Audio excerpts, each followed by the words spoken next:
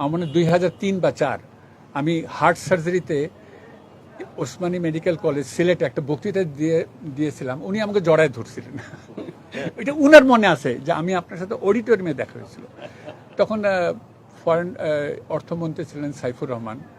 তো যাই হোক, অনেক লম্বা গল্প, অনেক ফিনান্স মিনিস্টার, এবং তারপরে বহু অকেশনে দেখা হয়েছে। হঠাৎ করে শুনলাম যে টেলিভিশনে যে উনি বক্তৃতা দিতে গিয়ে পড়ে গিয়েছিলেন। তো তখনই আমার পাশে যে ছিলেন, আমি বলছি ইসিজি করা উচিত। তো কেউ জানি ব্লাড প্রেশার দেখতেছিলেন, সব দেওয়ার টেকিং কেয়ার। এনিওয়ে, আমার যেটা মেইন উদ্দেশ্য বলার বা এখানে আপনাদের সামনে আসার, যে ডাক্তার শফিকুর রহমানের সাহেবের মতন একজন ব্যক্তি, রাজনৈতিক পরিচয়, ডাক্তার এবং সমাজসেবী এক ভদ্রলোক, যিনি যাকে ডাক্তার সমাজ খুব ভালোভাবে চেনে। উনি যে ইউনাইটেড হসপিটালে অপারেশন করছেন, এটা কিন্তু খুব বড় কথা না। উনি যে ডাক্তার জাহাঙ্গীরের কাছে অপারেশন করছে, এটাও কিন্তু তেমন বড় কথা না। সবচেয়ে বড় কথা যে উনি বাংলাদেশে অপারেশন করছেন, that is the main thing. এই কনফিডেন্সটা উনি আমাদের উপরে পেয়েছেন, এইটা হলো সবচেয়ে বড় জিনিস। যে উনি চিন্তা করছেন যে আমি বাংলাদেশের ডাক্তারের কাছে করব। দেখবেন যে অনেক বড় বড় লোক, আমাদের পার্শ্ববর্তী প্রেসিডেন্ট হয়েছেন, দেশেই অপারেশন করে, এবং দেশে অপারেশন করাতে কি হয়, বাংলাদেশের মানুষের ভিতরে বা সেই দেশের মানুষের ভিতরে জাগ্রত সৃষ্টি হয়, এবং এইটা ডাক্তার সমাজকে অনেক প্রভাবিত করে, অনেক ইনভলভ করে। এই জিনিসটা ডক্টর শফিকুর রহমান করছেন।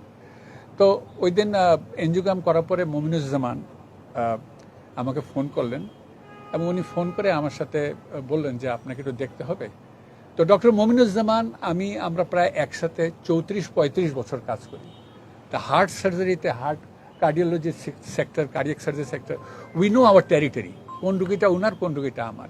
সেজন্য আমাদের কার্ডিওলজি, আমাদের 4-5 জন কার্ডিয়াক সার্জন কনসালট্যান্ট, ওদের 4-5 জন কনসালট্যান্ট, আমাদের এই হসপিটালের এই সুনির্দিষ্ট যে কোন রুগী কীরকম চিকিৎসা পাওয়া যায়, এটা কিন্তু খুব বড় কথা।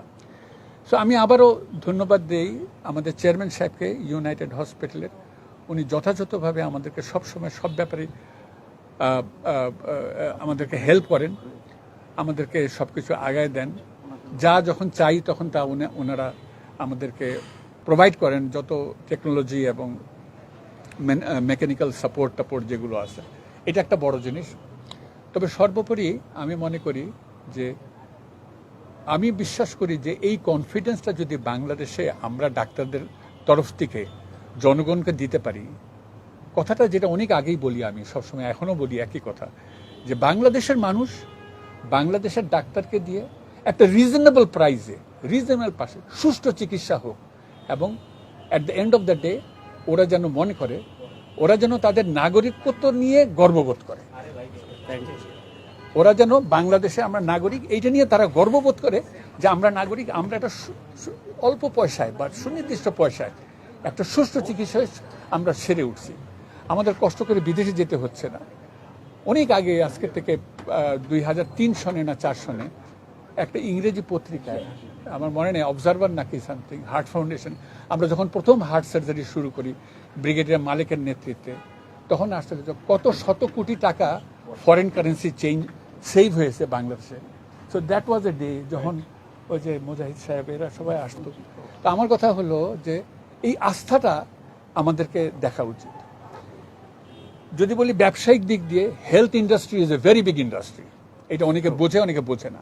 আমি সাধারণত এরকম ইয়েতে আসি না, কোনো লাইভ শোতে আসি না, কিন্তু আমি এটা বলবো যে বাংলাদেশে এখনও ইউনাইটেড হাসপাতালের মতন বা এভারকেয়ার হাসপাতাল, ঢাকা শহরেও যদি 10টা হাসপাতাল হয়, রুগী শেষ হয় না।